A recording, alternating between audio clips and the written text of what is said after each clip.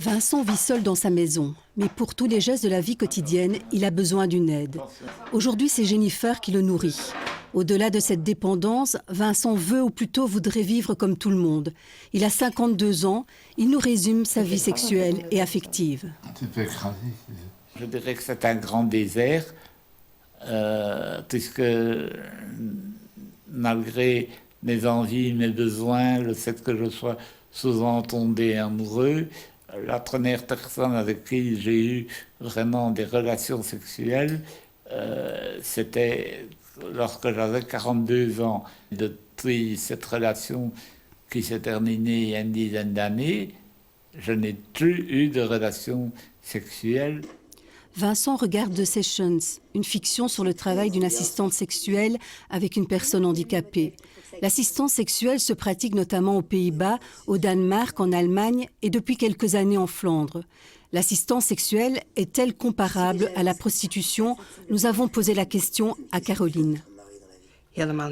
Pas du tout, c'est incomparable. Ce n'est pas qu'axé sur le soulagement, la satisfaction du besoin, dans le sens où lorsque la personne a joui, c'est fait, c'est fini. Au contraire, il y a tous les soins, l'assistance après, le côté affectif, la tendresse, l'écoute, le fait d'être ensemble. Et en fait, c'est beaucoup plus important que la satisfaction sexuelle. Nous sommes au centre Arthur Régnier qui accueille des personnes atteintes d'infirmité motrice cérébrale.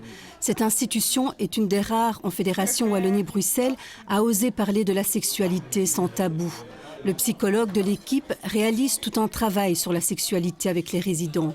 Il en accompagne certains chez une prostituée.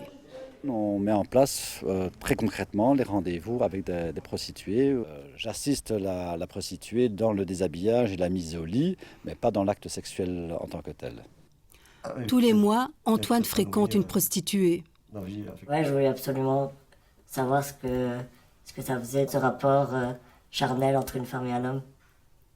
C'est ça que je voulais connaître, c'était une expérience que je voulais vivre absolument. J'ai plus confiance en moi. En fait, donc, parce que j'appréhende mieux la vie qu'avant que j'avais pas accès à cette part de tendresse. Mais certains résidents trouvent leur bonheur dans l'institution, comme Joseph et Amal. Avec lui, j'ai découvert plein de choses que je ne savais pas au début. J'avais très peur de l'amour. Et c'est lui qui m'a appris tout ça, quoi. La particularité du centre Arthur Régnier est d'offrir une vingtaine de chambres doubles. À côté du nursing classique, Jacqueline doit aussi veiller à leur confort affectif et sexuel. Quand il me demande, au moment de la mise au lit, de les mettre dans une certaine position, de ne pas mettre le pyjama, de bien les laver, mais je sais qu'il va se passer quelque chose, mais je n'en parle pas, je ne pose pas de questions. Bisous, caresses, amour physique, la société, les familles préfèrent ignorer les besoins des personnes handicapées. Mais ces femmes, ces hommes porteurs d'un handicap doivent parfois se battre contre leur propre image. C'est une personne qui m'a fait redevenir moi. C'est-à-dire qui a pu me faire accepter parce que je n'aime pas mon corps. Faut pas pleurer. On serait quoi? De pouvoir montrer son propre corps, même si on a un handicap. Ben oui. Et Dimitri, il a accepté votre corps comme il est. Voilà. Il a accepté comme j'étais. Ça, pour moi, c'est ce qui est le plus important. Et qui sait, un jour peut-être, Fallon et Dimitri célébreront leur union comme Xavier, Claire, Marianne et Georges.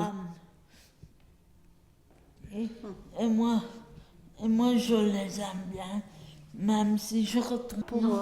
Non, c'est pas une robe qu'on peut mettre tous les jours. Pourquoi